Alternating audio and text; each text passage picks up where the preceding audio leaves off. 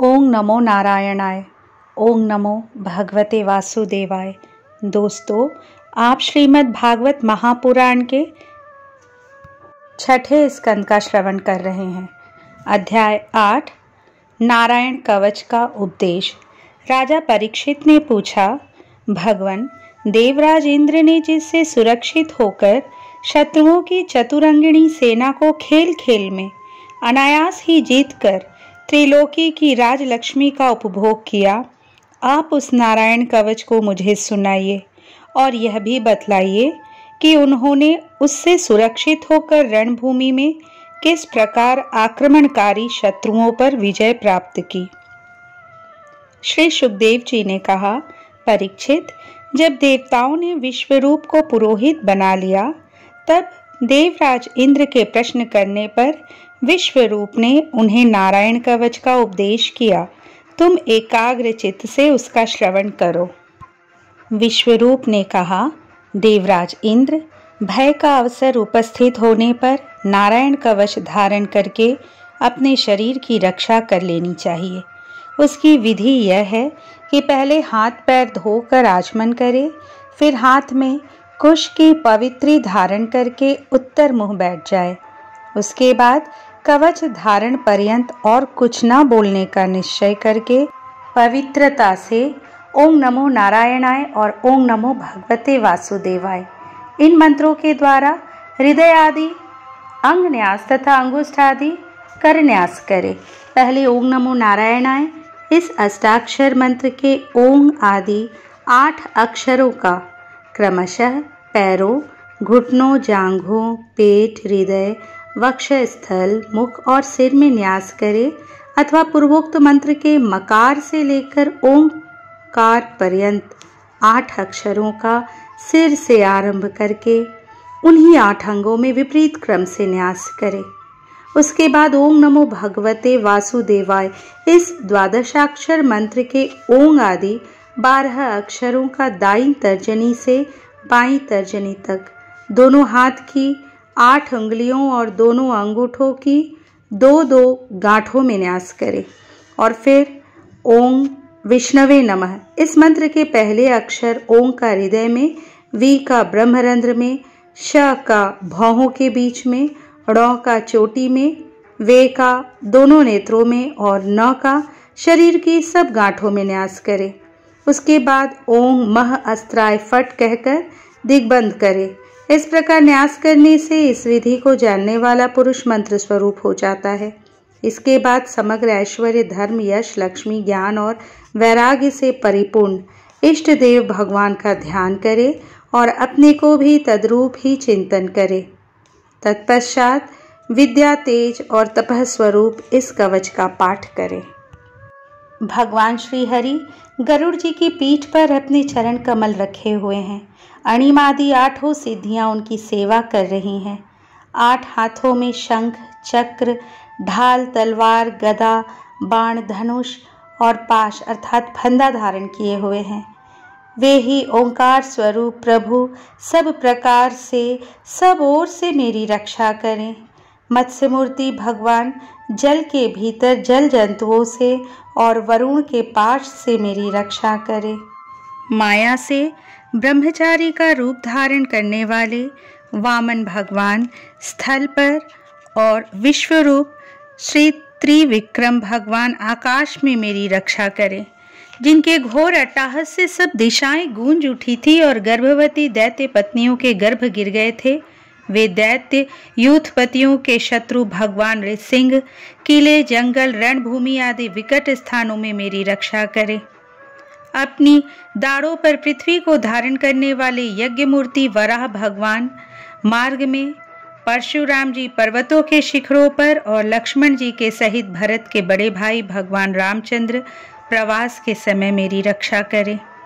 भगवान नारायण मारण, मोहन आदि भयंकर अभिचारों और सब प्रकार के प्रमादों से मेरी रक्षा करें।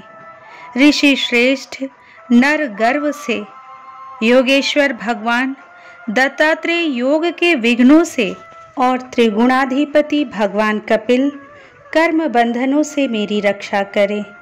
परमर्षि सनत कुमार कामदेव से हयग्रीव भगवान, मार्ग में चलते समय देव मूर्तियों को नमस्कार आदि न करने के अपराध से, देवर्षि नारद सेवापराधों से और भगवान कच्छप सब प्रकार के नरकों से मेरी रक्षा करे। भगवान धन्वंतरी कुपथ्य से, जितेंद्रिय भगवान ऋषभ देव सुख दुख आदि भयदायक द्वंद्वों से, यज्ञ भगवान लोकापवादों से, बलराम जी मनुष्यकृत कष्टों से और श्री शेष जी क्रोधवश नामक सर्पों के गण से मेरी रक्षा करे। भगवान श्री कृष्ण द्वैपायन व्यास जी अज्ञान से तथा बुद्धदेव पाखंडियों से और प्रमाद से मेरी रक्षा करे।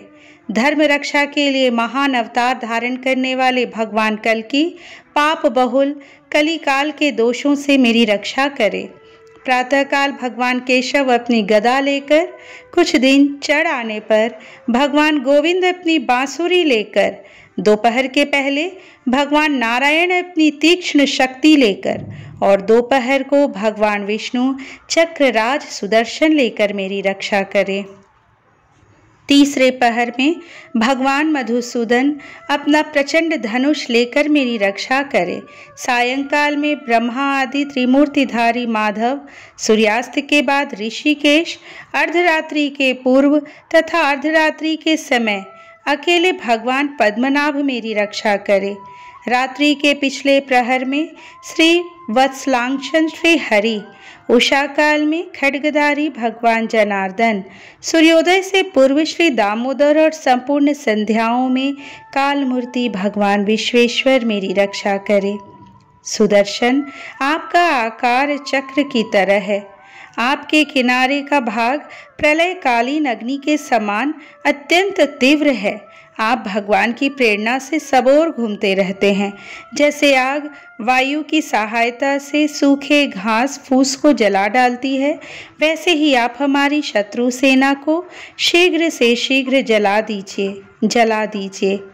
कौमोद की गदा, आपसे छूटने वाली चिंगारियों का स्पर्श वज्र के समान असह्य है। आप भगवान अजित की प्रिया हैं और मैं उनका सेवक हूँ, इसलिए आप कुष्मांड, विनायक, यक्ष, राक्षस, भूत और प्रेत आदि ग्रहों को अभी कुचल डालिए तथा मेरे शत्रुओं को चूर चूर कर दीजिए। शंख श्रेष्ठ, आप भगवान श्री कृष्ण के फूंकने से भयंकर शब्द करके मेरे शत्रुओं का दिल दहला दीजिए एवं यातुधान, प्रमथ, प्रेत, मातृका पिशाच तथा ब्रह्म राक्षस आदि भयावने प्राणियों को यहाँ से झटपट भगा दीजिए। भगवान की प्यारी तलवार, आपकी धार बहुत तीक्ष्ण है। आप भगवान की प्रेरणा से मेरे शत्रुओं को छिन्न भिन्न कर दीजिए। भगवान की प्यारी ढाल, आप में सैकड़ों चंद्राकार मंडल है। आप पाप दृष्टि पापात्मा शत्रुओं की आंखें बंद कर दीजिए और उन्हें सदा के लिए अंधा बना दीजिए।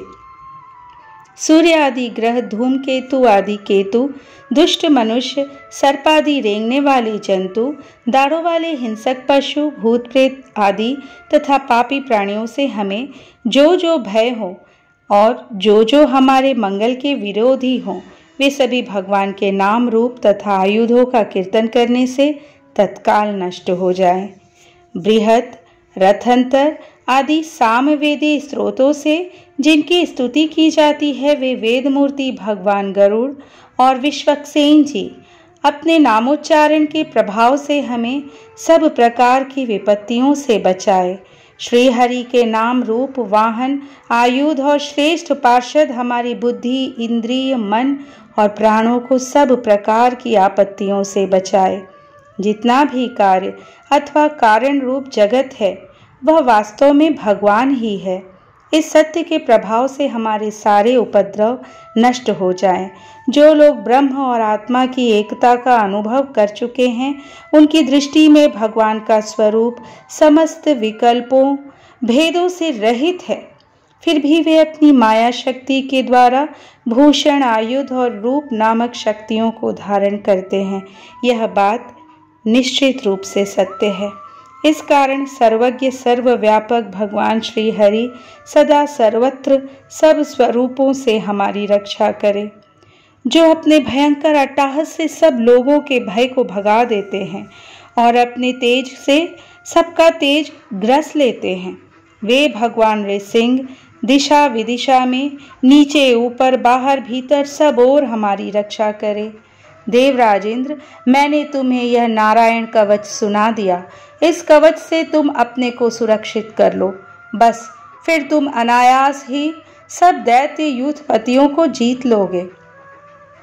इस नारायण कवच को धारण करने वाला पुरुष जिसको भी अपने नेत्रों से देख लेता अथवा पैरों से छू देता है, वह तत्काल समस्त भयों से मुक्त हो जाता है।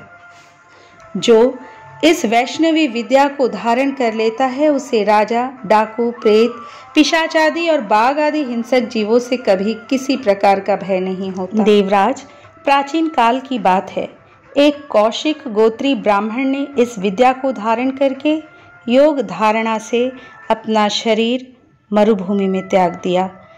जहाँ उस ब्राह्मण का शरीर पड़ा था, उसके ऊपर से एक दिन गंधर्वराज चित्ररथ अपनी स्त्रियों के साथ विमान पर बैठकर निकले।